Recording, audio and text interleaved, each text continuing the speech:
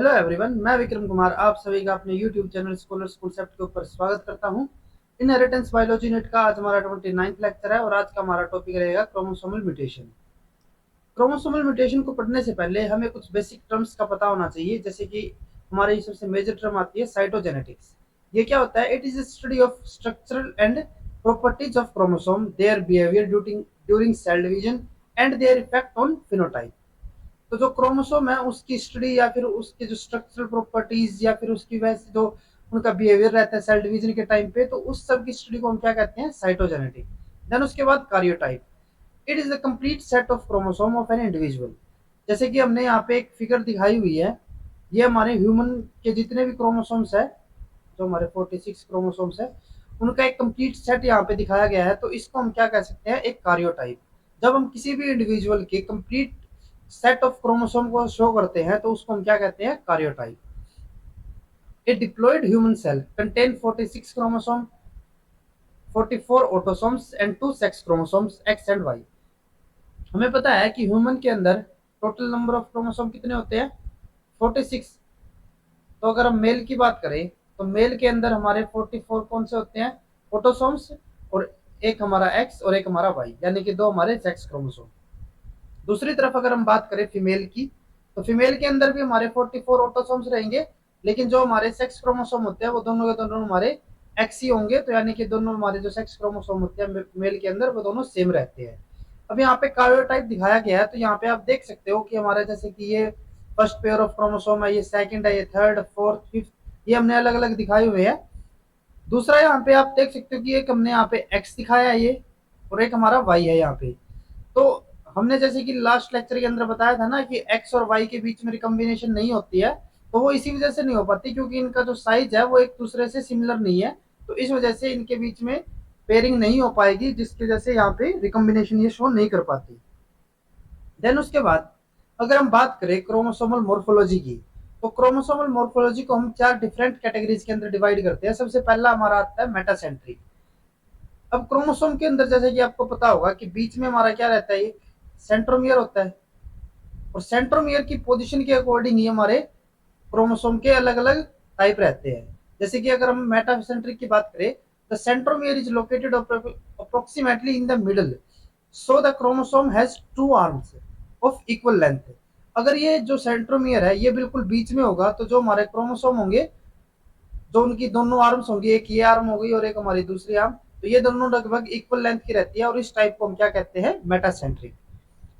Then उसके बाद second है सब मेटासेंट्रिक। इसमें क्या होता है? The centromere is displaced toward one and, creating a long arm and short arm.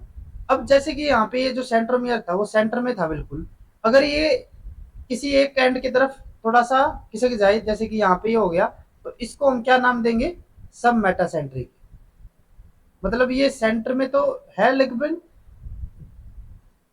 इसका मतलब क्या है कि ये एग्जैक्टली सेंटर में ना होके सेंटर से थोड़ा सा डिस्प्लेस हो चुका है, तो इसको हम क्या नाम देंगे? सब मेटासेंट्रिक। और इसकी वजह से क्या होगा कि जो हमारे क्रोमोसोम थे, जिसके पहले दोनों के दोनों आर्म हमारी सेम आ रही थी, अब उसमें से क्या होगा कि एक आर्म स्मॉल आर्म हो जाएगी और दूसरी हमारी लॉन्ग आर्म हो जाएगी। देन उसके बाद एक्रोसेंट्रिक। इसमें क्या होता है? The centromere is near one end, producing a long arm and a knob or satellite at the other end. अब क्या हुआ, जैसे कि हम स्टार्टिंग में मेटासेंट्रिक में क्या कह रहे थे कि जो हमारा सेंट्रोमियर था वो बिल्कुल बीच में है, देन उसके बाद ये एक एंड की तरफ खिसक जाएगा। और एक्रोसेंट्रिक में क्या होगा कि ये बिल्कुल ही एक एंड की तरफ चला जाएगा। एग्जैक्टली बिल्कुल यूं तो नहीं है कि बिल्कुल ही एंड पे चला गया, लेकिन नियर द एंड रहेगा, जिसकी वजह से क्या होगा? एक हमारे यहाँ पे नोब लाइक स्ट्रक्चर होगी और एक हमारी लॉन्गर आर्म होगी, और इस टाइप की अरेंजमेंट को हम क्या कहेंगे? एक्रोसेंट्रिक। देन उसके बाद लास्ट है हमारा टिलोसेंट्रिक। इसके अंदर जो हमारा सेंट्रोमियर है वो बिल्कुल ही एंड के ऊपर चला जाता है, जिसकी वजह से सिर्फ हमें लॉन्ग आर्म ही देखने को मिलेगी। द सेंट्रोमियर इज एट और very near the end of chromosome. ठीक है, और इसको हम क्या कहेंगे? टेलोसेंट्रिक। अब आप नाम से भी यहाँ पे समझ सकते हो कि अगर हमारा जो सेंट्रोमियर है वो बिल्कुल ही टेलोमियर यानी कि बिल्कुल एंड के ऊपर चला जाए। अब जैसे कि आपको पता होगा कि बीच में हमारा अगर सेंट्रोमियर रहता है तो जो एंड होते हैं उनको हम टीलोमियर कहते हैं। तो अगर हमारा सेंट्रोमियर टीलोमियर एंड के ऊपर चला जाए तो उसको हम क्या कहेंगे? टीलोसेंट्रिक। देन उसके बाद थोड़ा सा और मैं यहाँ पे हम इसके क्रोमोसोम्स के बारे में देखते हैं।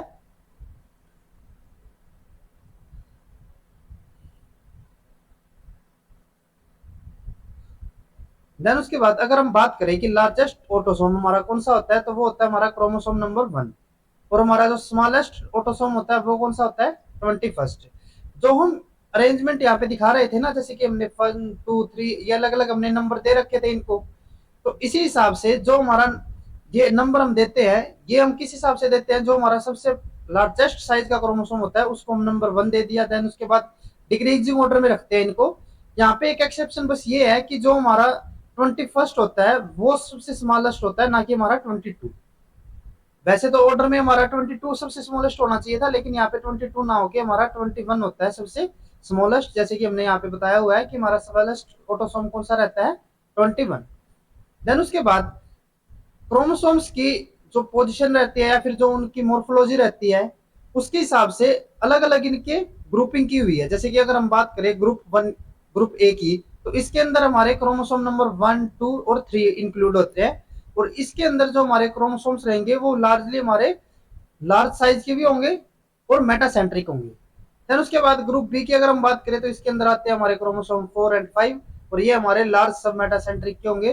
देन उसके बाद ग्रुप सी, जिसमें हमारे 6 से लेके क्रोमोसोम 12 तक होंगे, और साथ में एक एक्स क्रोमोसोम भी इसके अंदर इंक्लूड रहता है हमारा। तो ये हमारे किस टाइप के होते हैं, मेटासेंट्रिक एंड मीडियम सब मेटासेंट्रिक। देन उसके बाद ग्रुप डी, जिसके अंदर हमारे क्रोमोसोम नंबर 13 14 एंड 15 इंक्लूड रहते हैं। ग्रुप ई के अंदर हमारे 16 17 18। ग्रुप एफ के अंदर हमारे 19 एंड 20, और ग्रुप जी के हमारे 21 22 एंड वाई क्रोमोसोम, और ये हमारे वेरी स्मॉल एक्रोसेंट्रिक टाइप के रहेंगे। देन उसके बाद जो सेंट्रोमियर होता है, centromere divide the chromosome into 2 arms. पहले हमारी कौन सी होती है, एक स्मॉल एक हमारी लार्ज। और स्मॉल को हम क्या कहेंगे, पी, और जो हमारी लार्ज आर्म रहती है उसको हम क्या कहेंगे, क्या हुआ। जैसे कि अभी हमने पहले बताया था कि जो हमारे सेंट्रोमियर है, सेंट्रोमियर की पोजीशन, जैसे कि अगर हम यहाँ पे देखें तो एक हमारी शॉर्ट आर्म होगी और एक हमारी लॉन्गर आर्म होगी। तो जो शॉर्ट आर्म रहती है इसको हम पी से डिनोट करते हैं, और जो हमारी लॉन्गर आर्म रहती है उसको हम क्यू से। अब ये पी और क्यू क्यों कहते हैं हम इनको, जैसे कि एक हमारी यहाँ पे हमारा सेंट्रोमियर हो गया, ये हमारी शॉर्ट आर्म होगी, ये हमारी लॉन्ग आर्म होगी। तो जो शॉर्ट आर्म होती है इसको हम पी से डिनोट करते हैं, और लॉन्ग आर्म को हम क्यू से। पी से करने का इनका मतलब रहता है कि ये हमारी पेटाइट, पेटाइट वर्ड से लिया गया है हमारा पी। पेटाइट का मतलब होता है शॉर्ट, तो इसीलिए इसको हम पेटाइट से हमारा पी ले लिया, तो इसको हम पी आर्म बोलते हैं। और पी के एग्जैक्ट बाद हमारा क्या हुआ है, तो इसीलिए हम इसको जो लॉन्गर आर्म है उसको हम क्या आर्म बोल देते हैं। तो यहाँ पे जैसे हम देख सकते हैं, ये हमारा एक कोई क्रोमोसोम है, ये यहाँ पे हमारा सेंट्रोमियर हो जाता है, और सेंट्रोमियर होने की वजह से ये हमारी एक हो गई पी आर्म और एक हमारी होगी क्या arm. Within each arm, specific region are denoted by numbers starting at the centromere। अब जैसे कि एक हमारी पी आर्म होगी, एक हमारी क्या आर्म हो गई। अब इसके पी आर्म के ऊपर भी हमने अलग अलग रीजन को अलग अलग नंबर से डिनोट कर रखा है। जैसे कि अगर हम यहाँ से स्टार्ट करते हैं, 11 से स्टार्ट कर रखा है, तो 11, देन उसके बाद 12 13 14 15, ये हमने अलग अलग नंबर से डिनोट कर रखा है, ये अलग अलग रीजन को स्पेसिफाई करेंगे, ठीक है। देन उसके बाद within each region, individual band are denoted by the number following a decimal point। अब जैसे कि अगर मैं इस पर्टिकुलर इस पॉइंट की बात करता हूं, तो ये हमारा कौन सा हो गया, जैसे कि अगर हम मान के चले कि ये हमारा क्रोमोसोम नंबर 4 है, तो इस पॉइंट को हम किस तरीके से डिनोट करेंगे, ये हमारा हो गया क्रोमोसोम नंबर 4, उसकी लॉन्गर आर्म यानी कि 4 क्यू। देन उसके बाद रीजन कौन सा है, ये 23, और कौन सा हमारा बैंड है, ये 3 यानी कि 23.3। तो इसको हम इस तरीके से नोट कर सकते हैं। जैसे कि अगर मैं बोला हो, जैसे कि अगर ये हमारा 4 क्रोमोसोम ही हो और हमें बताना हो 4p 14.1, तो ये हमारा किस तरीके से आएगा, पहले हम क्रोमोसोम नंबर 4, उसके बाद पी आर्म के बाद 14 हमारा रीजन, और उसका हमारा 1 बैंड यानी कि हमारा ये वाला पर्टिकुलर पोजीशन, इसकी बात हम यहाँ पे कर रहे हैं। देन उसके बाद हम आते हैं हमारे टॉपिक के ऊपर। तो साइटोजेनेटिक वेरिएशन जो होती है हमारी, जो या फिर हम इसको क्रोमोसोमल म्यूटेशन कह सकते हैं, वो हमारी मेजरली 2 टाइप की रहती है। पहला है हमारा न्यूमेरिकल वेरिएशन, दूसरा है हमारा स्ट्रक्चरल वेरिएशन। जो हमारे न्यूमेरिकल वेरिएशन है वो हमारे 2 टाइप के होते हैं, एक हमारे होते हैं पॉलीप्लॉइडी और एक हमारे होते हैं एन्यूप्लॉइडी। आज हम सिर्फ पॉलीप्लॉइडी के बारे में बात करेंगे। नेक्स्ट लेक्चर के अंदर हम एन्यूप्लॉइडी, देन उसके बाद हम स्ट्रक्चरल वेरिएशन के बारे में पढ़ेंगे। अगर हम एन्यूप्लॉइडी की बात करते हैं तो जैसे कि हम अगर नॉर्मल ह्यूमन केस की बात करें तो हमें पता है कि ये एक डिप्लॉयड ऑर्गेनिज्म होते हैं। डिप्लॉयड यानी कि टू एंड। अब जो नॉर्मल अगर किसी की भी प्लॉइडी लेवल रहती है, जैसे कि यहाँ पे हमारा डिप्लॉयड हो गया, तो इसको हम क्या कहेंगे? यूप्लॉयड। अगर किसी के अंदर भी हमारे नॉर्मल नंबर ऑफ सेट्स रहते हैं तो उसको हम क्या कहेंगे? यूप्लॉयड। और इसके अंदर जब हमारी वेरिएशन आएगी तो उसको हम अलग अलग टाइप से शो करते हैं। जैसे कि अगर हमारे नॉर्मल यहाँ पे 2n रह गया तो उसको हमने यूप्लॉयड बोल दिया। लेकिन अगर इसके अंदर हमारे नंबर ऑफ सेट ज्यादा हो जाए, जैसे कि हमारे 3 सेट हो जाए, अभी हमारे 2 सेट रहते हैं ना, हमारे 23 एक लाइन में, क्या एक यहाँ पे लाइन में रहते हैं और दूसरे हमारे इस लाइन में रहते हैं, तो हमारे कितने सेट हो गए? 2 सेट हो गए। और अगर हमारा एक और सेट यहाँ पे आ जाए तो वो क्या हो जाएगा? हमारा 3n। और जब हमारे एक्स्ट्रा सेट ऑफ क्रोमोसोम होते हैं तो उसको हम क्या कहते हैं? पॉलीप्लॉइडी। तो जब हमारे इस तरीके की कोई वेरिएशन आती है तो वो हमारे किसके अंदर इंक्लूड रहती है? पॉलीप्लॉइडी। अब हम बात करते हैं पॉलीप्लॉइडी की। तो पॉलीप्लॉइडी क्या होती है? It is the presence of an extra set of chromosome. अभी जैसे हमने बात की कि ह्यूमन के अंदर 23 क्रोमोसोम इस तरीके से अरेंज रहते हैं एक लाइन के अंदर, और 23 हमारे दूसरी लाइन के अंदर यहाँ पे अरेंज रहते हैं। तो ये हमारा क्या हो गया? एक डिप्लॉयड केस हो गया, जिसके अंदर हमारे दो सेट ऑफ क्रोमोसोम रहेंगे। ठीक है। और अगर किसी ऑर्गेनिज्म के अंदर या फिर किसी सेल के अंदर हमारा एक और सेट यहाँ पे आ जाता है तो उसको हम क्या कहेंगे? अब यहाँ पे हमारे कितने सेट हो गए? 1 2 3, तो इसको हम क्या कहेंगे? ट्रिप्लॉइड। और ये हमारा किसके अंदर आएगा? ये हमारा आएगा पॉलीप्लॉइडी के अंदर। तो अगर हमारे इस तरीके से extra set of chromosome add हो जाता है किसी सेल के अंदर तो उसको हम क्या कहते हैं? Triploid. It is more common in plants and rare in animals. जो हमारी ये पॉलीप्लॉइडी रहती है वो प्लांट्स के अंदर हमें ज्यादा देखने को मिलती है as compare to animals. One half of the all known plant genera contain polyploidy species, and around 2/3 of all grasses show polyploidy. Generally, polyploid cells have large cell size as compared to the normal ones, which correlate with the overall increase in size of organism. अब एक हमारा कोई normal diploid cell है, यहाँ पे हम क्या कह रहे हैं कि एक तो हमारा जैसे कि यहाँ पे कोई नॉर्मल डिप्लॉइड सेल हो गया और एक हमारा यहाँ पे कोई ट्रिप्लॉइड, ये हमारा नॉर्मल है और ये हमारा क्या हो जाएगा? पॉलीप्लॉइड शो कर रहा है। तो जो हमारे पॉलीप्लॉइड शो करते हैं तो उसके अंदर अगर हम नॉर्मल सेल के कंपेयर में देखें तो इनका सेल साइज ज्यादा रहता है, जो कि हमारा डायरेक्टली कोरिलेट किससे करेगा? Large size of organism. जैसे कि अगर किसी प्लांट के अंदर पॉलीप्लॉइडी है तो उसके अंदर जो फ्रूट साइज होगा या फिर सीड साइज होगा वो as compare to normal one इसका लार्जर रहता है। देन उसके बाद नेक्स्ट है, many of the polyploid species are sterile due to irregular segregation during meiosis. Therefore, these organisms or plants reproduce asexually. अभी हम यहाँ पे क्या कह रहे हैं कि जैसे कि कोई नॉर्मल अगर हम बात करके चले, मियोसिस हो रही है तो उसके अंदर हम क्या कह रहे थे? 23 हमारे इस तरीके से अरेंज रहते हैं और 23 हमारे यहाँ पे अरेंज रहते हैं। तो अगर यहाँ पे मियोसिस 1 होती है जब, तो मियोसिस 1 के अंदर क्या रहता है? जो हमारे होमोलोगस क्रोमोसोम्स है वे एक दूसरे से अलग हो जाते हैं। तो एक हमारे 23 यहाँ पे आ गए और एक हमारे 23 यहाँ पे आ गए, ये दोनों अलग अलग चले गए अलग अलग गैमेट्स के अंदर। देन उसके बाद इनकी दोबारा से हमारी मियोसिस 2 होती है तो ये हमारे 23 दोबारा से आ जाते हैं क्रोमेटिड जब सेपरेशन होती है। लेकिन अगर हम यहाँ तक की बात करते हैं तो हमारे 23 आ गए। लेकिन अगर किसी केस के अंदर हमारा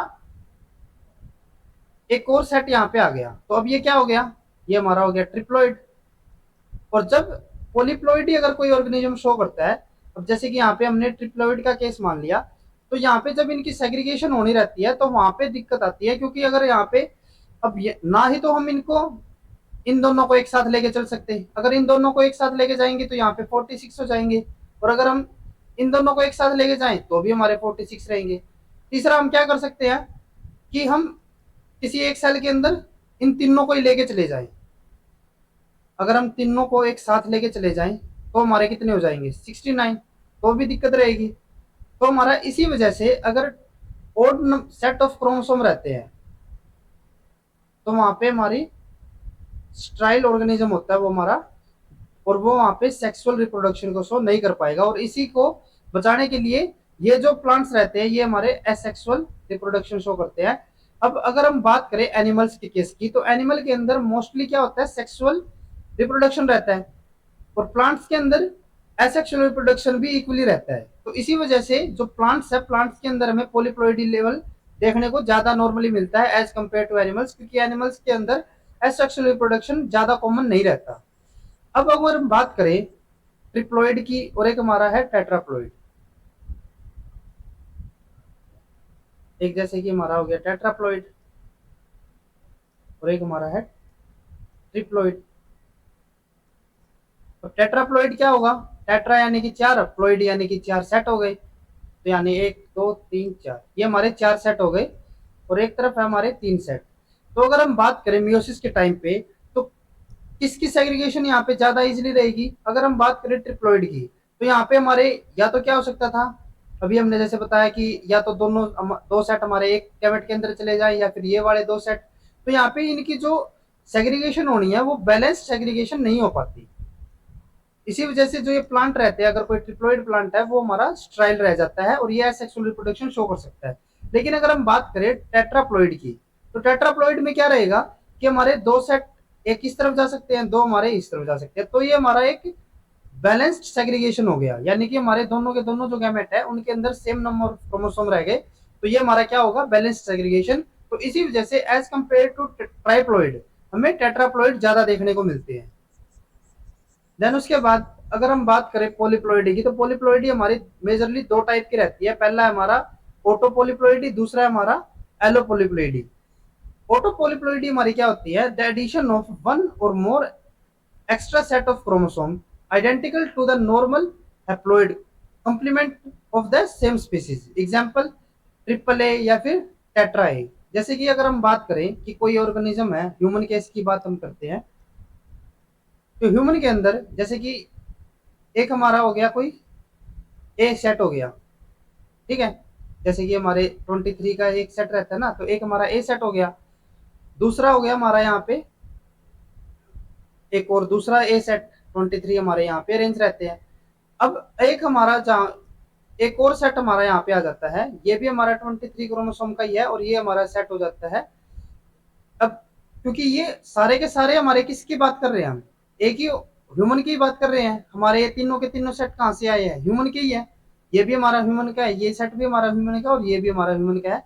तो इस तरीके से जब हमारी पॉलीप्लोइडी होती है, तो उसको हम क्या कहते हैं, ऑटोपोलीप्लोइडी। दूसरी तरफ अगर हम बात करें कि हमारे ये सेट जो था हमारा तीसरे वाला, ये आ गया किसी दूसरे ऑर्गेनिज्म से, जैसे कि अगर हम बात करें माउस से आ गया हमारा ये वाला जो थर्ड सेट था। अब यहाँ पे भी हमारे क्रोमोसोम तो कितने हैं, 23 है, सेट भी हमारे कितने हो गए, 3 हो गए, तो हमारा पॉलीप्लोइडी के अंदर तो आएगा। लेकिन यहाँ पे क्या हो रहा है कि हमारे जो पहले दोनों सेट है ए और ए, ये तो हमारे किसके हो गए, ह्यूमन के, और जो तीसरा सेट आया अब यहाँ पे ये किसका आ गया, माउस का। तो जब दो अलग अलग स्पीसीज के हमारे सेट यहाँ पे रहते हैं, तो उसको हम क्या कहते हैं, एलोपोलिप्लोइडी। आगे इसके बारे में और भी देखते हैं हम। जैसे कि यहाँ पे लिखा है the combination of chromosome sets from different species occurring as a consequence of hybridisation, तो उसको हम क्या कहेंगे, एलोपोलिप्लोइडी। और इसका एग्जांपल है जैसे कि यहाँ पे ए बी बी। अब ये जो ए है ये हमारे एक पर्टिकुलर स्पीसीज को शो कर रहे हैं, और दूसरे वाले हमारे दूसरी स्पीसीज को। आगे इसके बारे में और देखते हैं हम। पहले हम बात करते हैं ऑटोपोलिप्लोइडी की, या फिर हम इसको ऑटोप्लोइडी भी कह सकते हैं। तो इसमें क्या रहता है, द एडिशन ऑफ वन और more extra set of chromosome identical to the normal haploid complement of the same species. Example tetra A या फिर टेट्राई। जैसे अभी हमने बताया ना कि अगर ह्यूमन का ही केस है, तो यहाँ पे 23 हो गई, देन उसके बाद फिर से 23, और जो थर्ड सेट है वो भी अगर ह्यूमन का ही आ जाए, तो उसको हम क्या कहेंगे, ऑटोपोलिप्लोइडी। जब यहाँ पे जो क्रोमोस जो सेट आ रहा है वो सेम स्पीसीज का हो, तो उसको हम क्या कहेंगे, ऑटोपोलिप्लोइडी। जैसे कि यहाँ पे हमने बताया हुआ है कि ऑटोपोल जो हमारे ट्रिप्लोइड है या फिर ऑटोपोलिप्लोइडी है, वो किस तरीके से फॉर्म उनकी फॉर्मेशन होती है। तो जैसे कि यहाँ पे एक हमारा हो गया पेरेंट 1, एक है पेरेंट 2। नॉर्मली क्या है यहाँ पे, ये हमारे डिप्लॉइड हो गए, 2n है, 2n यानी कि हमारे यहाँ पे दो सेट है, एक हमारा ये सेट हो गया, दूसरा हमारा ये वाला सेट हो गया। अब ये भी हमारा सेम स्पीसीज का ही ऑर्गेनिज्म है, ये भी हमारा डिप्लॉइड ही होगा, 2n, एक हमारा ये सेट हो गया, दूसरा हमारा ये, तो दो सेट हो गए यहाँ पे। जब इनकी गैमेट फॉर्मेशन होती है, तो गैमेट्स के टाइम पे हमारे ये क्या होते हैं, एक तो हमारा नॉर्मल हैप्लॉइड बनेगा, हाफ नंबर ऑफ क्रोमोसोम हो जाते हैं। तो ये हमारा क्या हो गया, एक हैप्लॉइड, जिसके अंदर हमारी पॉलीप्लॉइडी अब क्या हो गई, सिंगल। तो यानी कि ये हमारा क्या हो जाएगा, सिंगल ए से हम यहाँ पे इसको शो कर रहे हैं। एक ही सेट है यहाँ पे, क्योंकि गैमेट के अंदर तो हमारा एक ही सेट रहता है ना। लेकिन यहाँ पे क्या हुआ, नॉन डिस्ट्रक्शन की वजह से, यानी कि क्रोमोसोम की प्रॉपर सेग्रीगेशन ना होने की वजह से यहाँ पे क्या हो गया, यहाँ पे हमारा 2A आ गया। यानी कि हमारा जो गैमेट है अब वो कैसा है, डिप्लॉइड है। जैसे कि अगर हम इसको यहाँ पे मान के चलते हैं, एक हमारा ये नॉर्मल था, ठीक है, इसके अंदर हमारे एक ये क्रोमोसोम हो गया और एक हमारा ये वाला क्रोमोसोम हो गया। अब क्या हुई, इनकी डुप्लीकेशन हो गई, डुप्लीकेशन हो गई।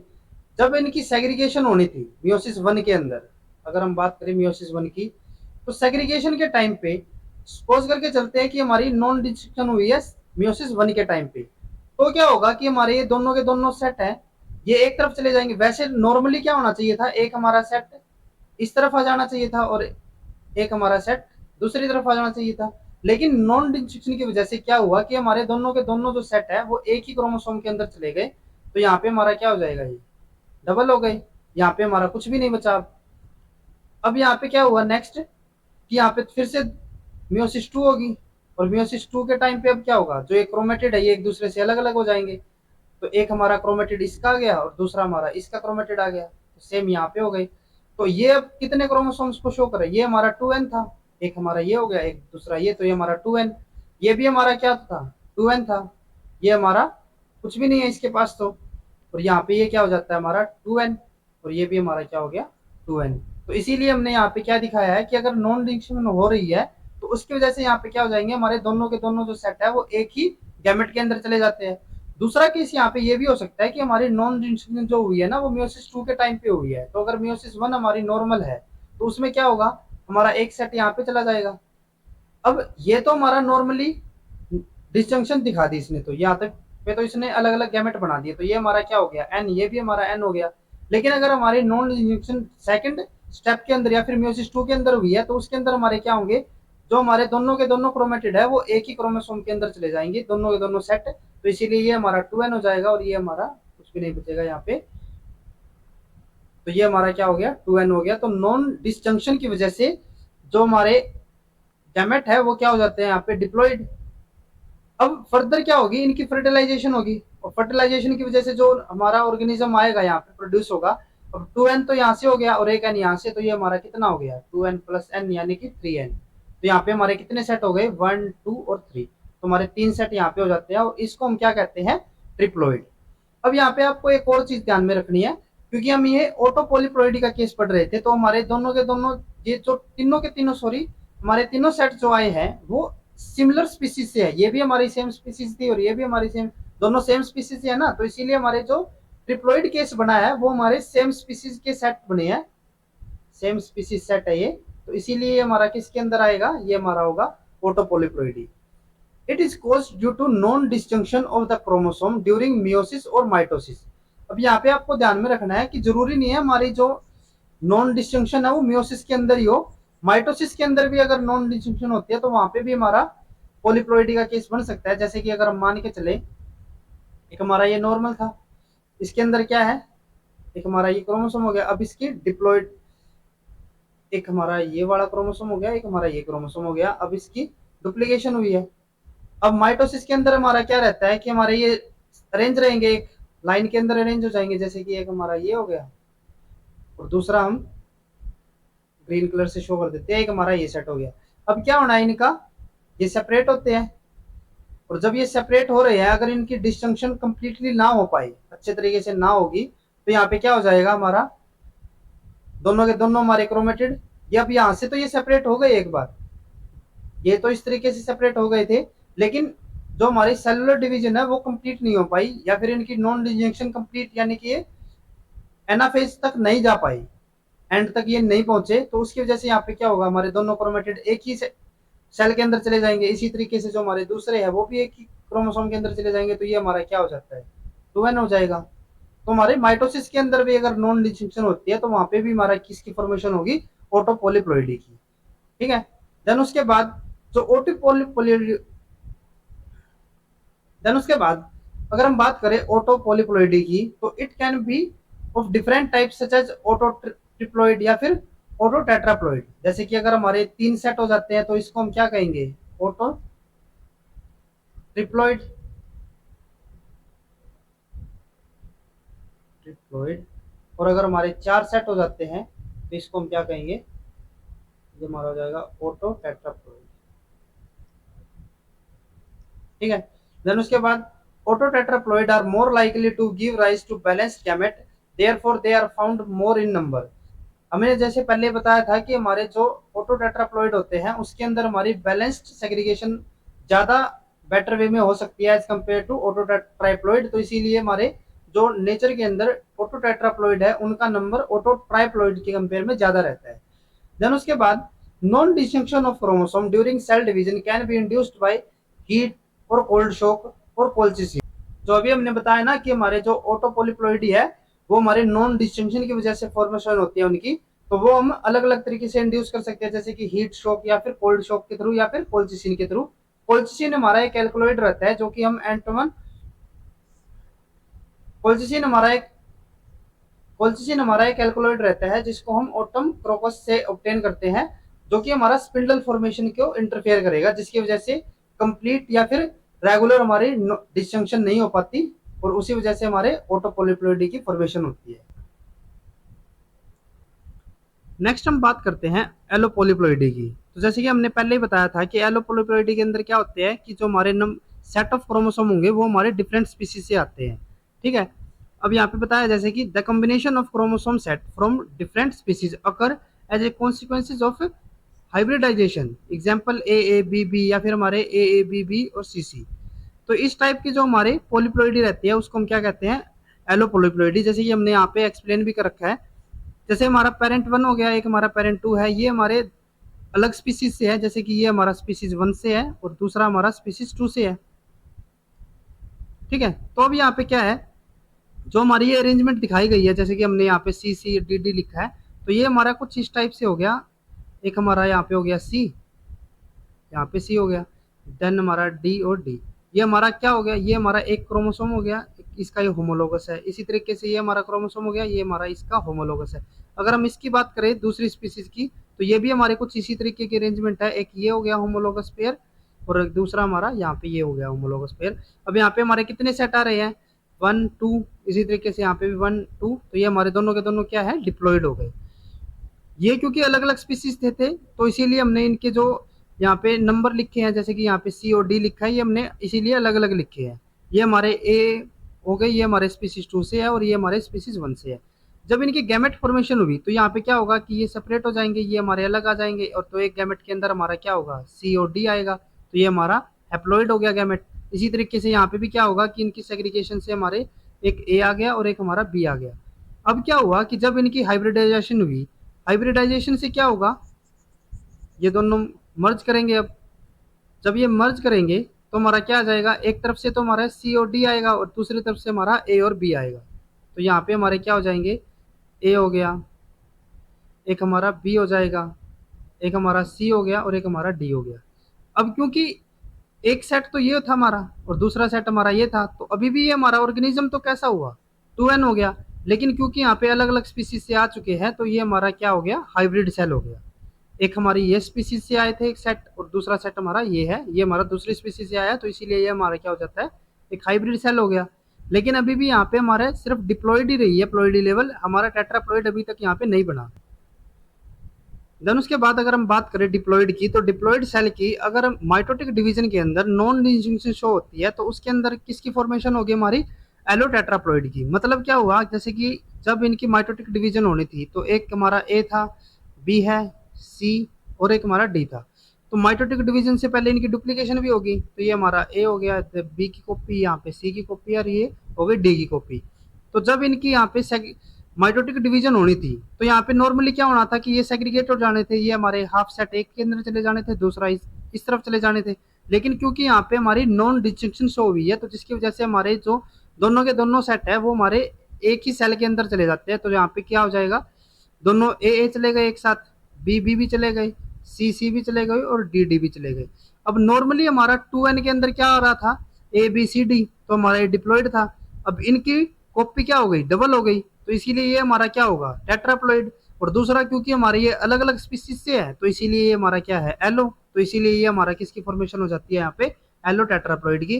फर्दर अगर हम ये जो हमारा सेल था ये हमारा ग्रो होके एक ऑर्गेनिज्म की फॉर्मेशन कर देता है, और अगर वहां पे हम गैमेट फॉर्मेशन को देखते हैं, तो क्योंकि यहाँ पे हमारा जैसे हमने बताया ना कि हमारा ए है, बी बी है, तो इनकी होमोलोगस कॉपी हर एक क्रोमोसोम की अभी भी है।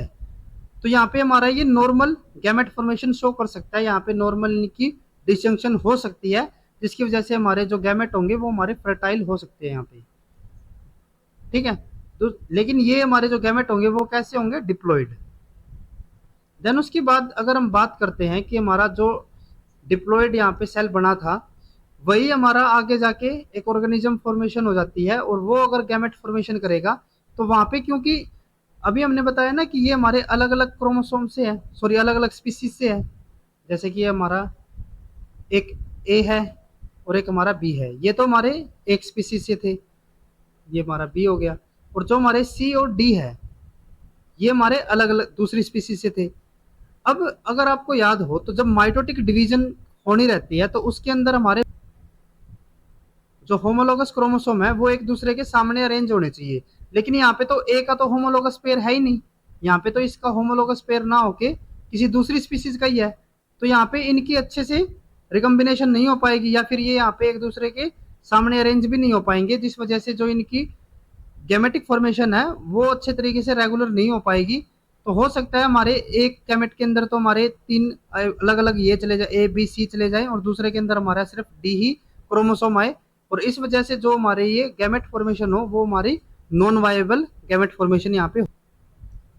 देन उसके बाद पॉलीप्लॉइडी से रिलेटेड हमारे कुछ क्वेश्चंस है। पहला हमारा क्वेश्चन है कि species A has 2n is equal to 16 chromosome and species B has 2n is equal to 14, how many chromosome would be found in a allotriploid of the two species. अब यहाँ पे हमें क्या दिया हुआ है कि हमारी एक स्पीसीज ए है, एक हमारी स्पीसीज बी है। ए के अंदर हमारे कितने नंबर ऑफ क्रोमोसोम है, 2n इज इक्वल टू 16, यहाँ पे हमारे कितने हैं, 2n इज इक्वल टू 14। यहाँ पे हमें क्या बताना है कि allotetraploid, sorry allotriploid होना चाहिए। एलो ट्राइप्लॉइड का मतलब क्या रहेगा कि हमारे एक यहाँ से सेट आना चाहिए और एक हमारा यहाँ से सेट, दोनों जगह से सेट आने चाहिए। अब ट्राइप्लॉइड भी होना चाहिए, तो यानी कि हमारे 3 नंबर ऑफ सेट्स होने चाहिए। तो हमारे यहाँ पे क्या क्या पॉसिबल हो सकता है कि हमारा एक यहाँ से ए से आए और दो हमारे यहाँ से सेट आ जाए, या फिर हमारा क्या हो सकता है कि हमारे दोनों पहले दो सेट ए से आ जाए और एक हमारा बी से आ जाए, ये दोनों ही पॉसिबिलिटी है। अगर हम यहाँ पे ए को लेके चलेंगे तो ये हमारा एलोट्राइप्लॉइड का एग्जाम्पल नहीं होगा, ये हमारा ऑटोट्राइप्लॉइड का एग्जाम्पल होगा। इसी तरीके से हम बी को भी एलिमिनेट कर देंगे। तो हमारे यहाँ पे सिर्फ दो ही पॉसिबल कॉम्बिनेशन है। अगर हम बी को लेके चले तो यहाँ पे हमारे नंबर ऑफ क्रोमोसोम कितने होंगे।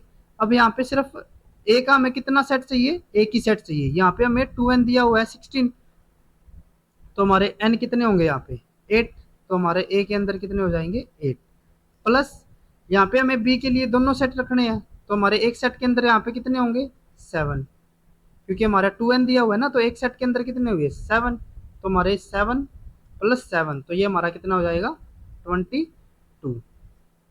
दूसरी तरफ अगर हम बात करते हैं इस वाले केस की, तो यहाँ पे हमारा ए कितने हैं 2 बार, तो ये हमारा 8 प्लस 8 प्लस 7, तो ये हमारा कितना हो जाता है 23। तो हमारे एलोट्राइप्लॉइड के अंदर कितने नंबर ऑफ क्रोमोसोम हो सकते हैं यहाँ पे, या तो 22 होंगे या फिर हमारे 23, तो हमारा जो सी ऑप्शन है वो यहाँ पे करेक्ट हो जाता है। देन उसके बाद species 1 has 2n is equal to 14, जो हमारी स्पीसीज 1 है वो हमारे क्या है 2n इज इक्वल टू 14, और जो स्पीसीज 2 है उसके लिए हमें कितना दिया हुआ है 2n is equal to 20। Give all the possible chromosome number that may be found in the following individual. अगर ए की हम बात करें तो यहाँ पे हमें क्या बताना है, एन ऑटोट्राइप्लॉइड ऑफ स्पीसीज 1। अगर स्पीसीज 1 का ऑटोट्राइप्लॉइड की बात क्या होगी, जैसे कि अगर हम यहाँ पे मान के चलते हैं हमारा सेट, एक सेट को हम ए से शो कर रहे हैं, यहाँ पे हम एक सेट को बी से शो कर रहे हैं, तो ऑटोट्राइप्लॉइड है, तो यानी कि हमारे जो तीनों के तीनों ट्राइप्लॉइड यानी कि 3 सेट, और तीनों के तीनों सेट हमारे कहाँ से होने चाहिए सेम एक स्पीसीज से। तो हमारे एक सेट के अंदर यहाँ पे कितने क्रोमोसोम आ रहे हैं? अगर हमारे 2n के अंदर 14 है तो एक के अंदर हमारे कितने होंगे? 7। तो यानी कि एक ए हमारा कितने को रिप्रेजेंट करेगा? 7 को। तो ये हमारा कितना हो जाएगा? 7 + 7 + 7, तो ये हमारा हो जाएगा 21। दूसरी तरफ है ऑटो टेट्राप्लॉइड ऑफ स्पीसीज 2। यहाँ पे हमें बी के 4 सेट होने चाहिए। अब एक सेट के अंदर हमारे कितने आएंगे? ये हमारा हो जाएगा 2n = 20, तो n हमारा कितना हो गया? 10। तो यानी कि एक भी हमारा 10 क्रोमोसोम को रिप्रेजेंट कर रहा है, तो ये हमारा कितना हो जाएगा? 10 + 10 + 10 + 10, तो ये हमारा हो गया 40। तो यहाँ पे हमारा कितना था? 21, ये हमारा हो गया 40। देन उसके बाद नेक्स्ट हम बात करते हैं, इन्होंने पूछा है and allotriploid formed from the species 1 and 2।